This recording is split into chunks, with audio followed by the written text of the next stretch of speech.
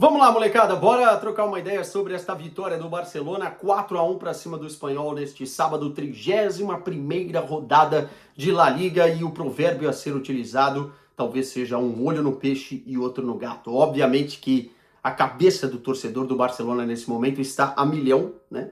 Borbulhando, fervendo, pensando no jogo de terça-feira contra o Atlético de Madrid, em Madrid, no Metropolitano, para tentar a remontada que seria histórica. Mas no meio do caminho tinha uma oportunidade? Tinha uma oportunidade no meio do caminho, até porque novamente o Real Madrid tropeçou na sexta-feira, o empate contra o Girona, e aí o Barcelona poderia realmente colocar uma mão na taça caso vencesse o Espanhol. E foi nisso que a equipe pensou, foi nisso que Hans Flick pensou para escalar o seu time titular, e foi isso que o Barcelona fez. O Barcelona consegue abrir 9 pontos de vantagem para o Real Madrid, faltando 7 rodadas, 79 pontos para 70 pontos agora do rival. É uma mão na taça, mesmo tendo um jogo contra o Real Madrid dia 10 de maio, que pode inclusive ser o momento mais decisivo do campeonato para o Barcelona, né? Se o Barcelona vence no Camp Nou, vai colocar uma pedra definitiva no campeonato e muito provavelmente já será ou o campeão natural ou o campeão virtual, né? Enfim, de qualquer maneira, uma vitória muito relevante para cima do Espanhol, pensando no Atlético de Madrid. Eu quero começar a análise do vídeo falando sobre Lamine Yamal, porque realmente, daquilo que eu vivi, né, no início de 2025 e daquilo que eu estou vivendo em 2026, acho que estamos diante da melhor versão de Lamine Yamal até aqui no futebol. Acho que sim. Acho que talvez mais capaz do que a versão de 2025, e olha que, claro, fica na nossa memória aquele momento decisivo contra a Inter de Milão, contra o Benfica, a reta final da temporada. Mas os números mostram que ele está melhor nesta temporada, e a sensação de vê-lo jogar é uma sensação de que ele está imparável, cara. Talvez só errando ali no finalzinho, na última decisão, do jeito que ele vai bater, se ele vai tocar, mas pode duplicar a marcação em cima, pode triplicar a marcação em cima, pode quadruplicar a marcação muitas vezes. Ele tá passando por todo mundo como faca quente na manteiga, meu irmão. Impressionante, mais uma grande partida de Lamine Yamal. E dessa vez com os números ao seu lado, né? Porque tem gente que fala, mas não fez gol, mas não deu assistência. E anota no aplicativo. Não, pera lá, cara. Agora o aplicativo tem que dar 10, né? Porque dos 4 gols do Barcelona, ele participa dos 4. Ele dá 2 assistências, uma que já virou a marca registrada, mas eu sempre acho um abuso, né? Aquela trivela dele que é uma trivela difícil de executar porque ela morre onde tem que morrer, no pé do atacante que faz a movimentação certa, o Ferran, já vamos falar dele, mas é uma trivela especial, né? Ele dá 2 assistências, faz um gol, e ainda no quarto gol do Barcelona, que fecha a conta, ele dá um passe, né, com nojo também, abusado, para o De Jong depois fazer parar o tempo, né? O De Jong tem essa capacidade mágica de parar o tempo.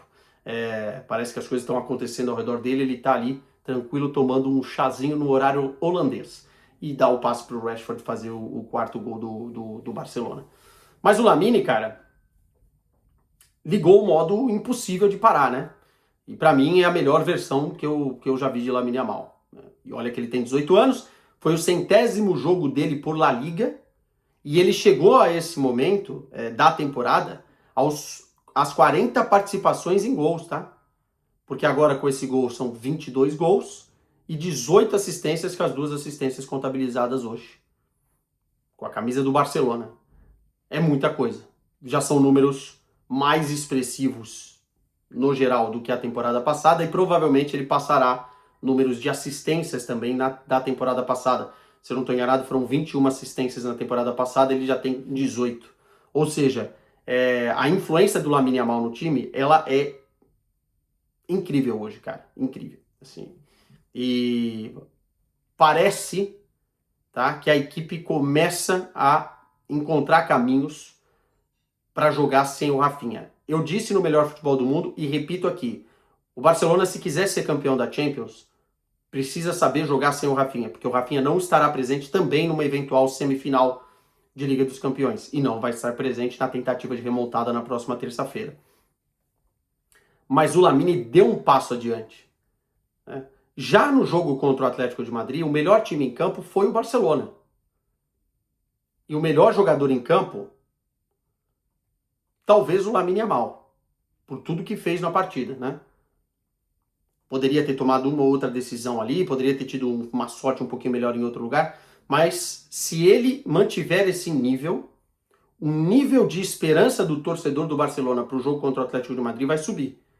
Porque o Simeone vai ter que preparar uma arapuca para pará-lo. E aí sim entra a inteligência, talvez, do Hans Flick de tentar utilizar isso para que os outros caras também estejam bem. E aí é o que eu falo de encontrar formas de jogar sem o Rafinha, né? Outros caras também precisam estar bem para conseguir achar os caminhos.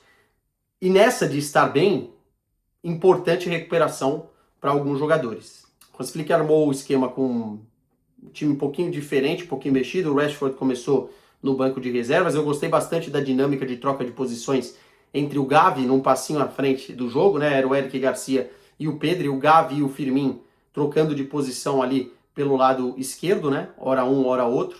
Gostei dessa dinâmica. O João Cancelo também descansou, o Baldé fazia do João Cancelo pela esquerda, mas eu cada vez mais noto a diferença de qualidade entre o João Cancelo e o Baldé. Acho que são dois jogadores que, a nível do que tem de capacidade para oferecer ofensivamente, são jogadores diferentes. Um é só na velocidade, um é só na correria, um é só quando a bola está projetando à frente, e outro é na capacidade técnica de cortar para um lado, fatiar para o outro, bate com uma, bate com outra, né? Tem as duas qualidades de ser ambidestro aí. E defensivamente errou em alguns momentos do jogo, é verdade, na segunda etapa. Não vou só puxar o saco, também vou criticar. Mas, enfim, o Barcelona entrou de uma maneira diferente e com o Ferran de titular. E foi muito importante para o Ferran fazer os dois gols. O primeiro de cabeça, no cruzamento de escanteio do Lamine Yamal. E o segundo, a la Ferran, né? Essa movimentação de facão do Ferran nas costas do defensor, ela é muito importante para o Barcelona em alguns jogos. E porque o Lamine acha sempre esse passe. E o Ferran é o melhor jogador para fazer isso. Mais do que o Lewandowski, que não tem essa velocidade mais, e mais do que outros jogadores que possam fazer isso. O Firmino estava fazendo isso muito bem. Mas o Ferran é o centroavante. Ou poderá ser o centroavante, ou poderá ser utilizado como tal. Então ele se recuperar fazendo 2 gols, centroavante vive de confiança, vive de gol. Então isso foi muito importante para ele. O primeiro tempo do Barcelona é muito, muito bom, cara. Muito bom. Não tenho quase nada a apontar, foram muitas chances criadas. Eu acho que o Barcelona poderia inclusive ter feito o terceiro gol na primeira etapa. Criou muito mais que o Espanhol. O Espanhol parecia que estava nas cordas o tempo todo. É um time que toma muitos gols também em La Liga, é verdade. Tá ali beirando os números das piores defesas. Mas no final das contas, o segundo tempo, o time perdeu um pouquinho o prumo ali, o foco. O Espanhol também quis um pouquinho mais, mas eu achei que o Barcelona já estava com a cabeça no jogo de terça-feira. E aí foi deixando acontecer algumas coisas, uma chance lá, uma chance cá, o João Garcia tendo que trabalhar, e sai o gol depois de uma bola muito mal cortada. O Lozano consegue acertar um belo chute, né? E aí o Barcelona precisa reacender, o Hans Flick mexe na equipe, minha visão, mexeu bem e conseguiu aí ampliar para 3-1, com o passe do Caçador fantástico, né? O 3-1 para que o Lamine Yamal dividisse com o goleiro ali e fosse esperto no lance. E o 4-1 tem essa estrelinha do De Jong, né? Importante também o retorno do De Jong. Tem que ver como é que tá a situação física do Gerard Martin nesse jogo. Mas o De Jong, cara, é um jogador que controla muito bem tempos, é um jogador que pode ser importante, inclusive no jogo contra o Atlético de Madrid. Se ele tiver 100% fisicamente, talvez é um cara de começar a partida, tá? O Gavi tem ganhado espaço, tenho gostado bastante do Gavi. O Gavi é um leão dentro de campo, mas pela questão do Barcelona precisar criar, ter mais verticalidade, ter mais ações ofensivas, o De Jong é muito mais criativo, jogando junto com o Pedri, numa partida que eu imagino que o Atlético de Madrid vai ficar lá atrás postado esperando o contra-ataque.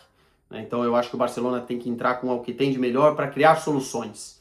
E uma dupla De Jong e Pedri, se puder acontecer, seria fantástico, com o Firmino mais à frente, e aí tem que ver quem vai ser o centroavante. Mas de fato, o Barcelona fez uma partida boa no primeiro tempo, uma partida de oscilação não tão boa no segundo tempo, vacilou em alguns momentos, correu alguns riscos, mas no final o resultado muito relevante nas contas do Campeonato Espanhol e também para pegar impulso, né? Para pegar moral para o jogo de terça-feira, que será uma guerra, a batalha final, ou não, na Liga dos Campeões da Europa. Se o Barcelona conseguir remontar, será histórico e, óbvio, falaremos mais um pouquinho sobre isso na segunda-feira, antes da partida. Tchau, meus caros.